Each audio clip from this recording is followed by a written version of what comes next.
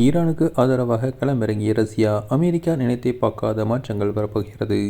ஈரானுக்கு அதிநவீன வான்வழி கண்காணிப்பு விமானத்தை அனுப்பி வைத்திருப்பதன் மூலம் ஈரானுக்கு ஆதரவாக நேரடியாக ரஷ்யா களமிறங்கியிருப்பது அமெரிக்காவிற்கு தெரியவந்துள்ளது. அமெரிக்கா மட்டுமின்றி மொத்த உலக நாடுகளுமே இந்த போரின் ஒவ்வொரு நகர்வையும் உன்னிப்பாக கவனித்து வருகின்றன. ரஷ்யா ஒருவேளை முழுமையாக களமிறங்கினால் அமெரிக்கா நினைத்தே பார்க்காத மாற்றங்கள் வரும் வாய்ப்புள்ளது. அமெரிக்காவுக்கும் ஈரானுக்கும் இடையே நீண்ட நாட்களாக நடந்த சண்டை அண்மையில் முடிவுக்கு வந்தது. இடைக்கால அமைதி ஒப்பந்தம் கையெழுத்தாகியதால் இந்தியா உள்பட பல்வேறு நாடுகளின் நிலைமை வேகமாக சரியாகி வருகிறது.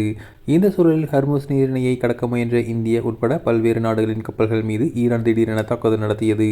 இதனை எதிர்த்து ஈரான் மீது அமெரிக்கா சராமாரியான ஏவுகணை தாக்குதல் நடத்தியது. இதனால் இருதரப்புக்கும் இடையே அமைதி ஒப்பந்தம் மொத்தமாக முறிந்தது. தற்போது அமெரிக்கா, ஈரான் ஆகிய இரு நாடுகளும் தற்போது வளைகுடாவில் தீவிரமாக இராணுவ தாக்குதலில் ஈடுபட்டு வருகின்றன. குவைத், பஹ்ரைன், ஐக்கிய அரபு அமீரகம் உள்ளிட்ட வளைகுடா நாடுகளில் உள்ள அமெரிக்க இராணுவ முகாம்களை ஈரான் தற்போது சராமாரியாக தாக்கி வருகிறது. பதிலுக்கு அமெரிக்காவும் தீவிர தாக்குதலை தொடங்கியுள்ளது. இதனால் போர் பதற்றம் உச்சமடைந்துள்ளது. இதனிடையே அமெரிக்க ஈரான் போரில் வேடிக்கை மட்டும் பார்த்து வந்த ரஷ்யா முதல் முறையாக களமிறங்கியுள்ளது.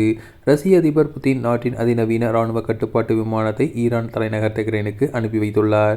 டூபோலைவ் 214B என்ற இந்த கண்காணிப்பு விமானம் உலகின் அழிவு நாள், அதாவது டூம்ஸ்டே விமானம் என்று உலக நாடுகளில் அழைக்கப்படுகிறது.